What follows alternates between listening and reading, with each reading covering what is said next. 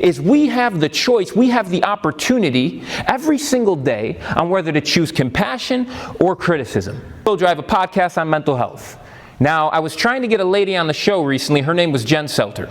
For those that don't know Jen, she was like the OG influencer. She was influencing before influencing was a thing, like a decade ago. She's now got 30 million followers across social media. She's admittedly beautiful, so much so that she was my high school crush.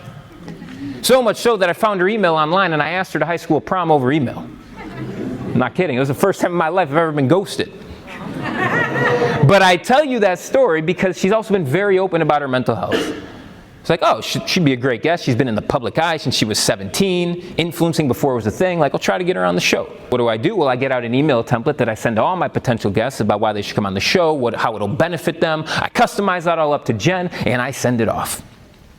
I'm like, all right, based on what I know to be true, there's probably a 0.5% chance that I hear back, but hey, what's the worst that happens? So I go to bed, wake up the next morning to an email from Jen Selter. Now at this point, I am feeling myself. I've got a strut in my step. The chest is out. I'm telling my dog, Patty, like, come here, just check out who just emailed me. And then I opened up the email and I said, oh, excuse my language, oh shit. Because the email said something along the lines of, good morning, Matt, double check who you're sending your emails to. Thanks, Jen. I said, What? Yo no entiendo. I don't understand. What do you mean, check your emails?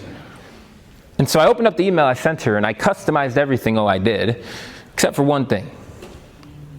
Forgot to change the name. Oh my God. I know, that was my reaction too.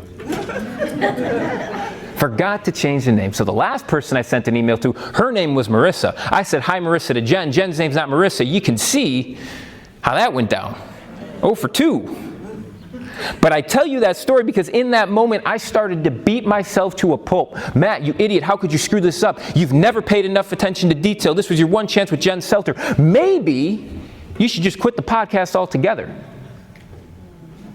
And I stopped myself, and I can't stress this enough. The first, the biggest, the most important step towards any sort of change that you want to make in any arena of your life is simply awareness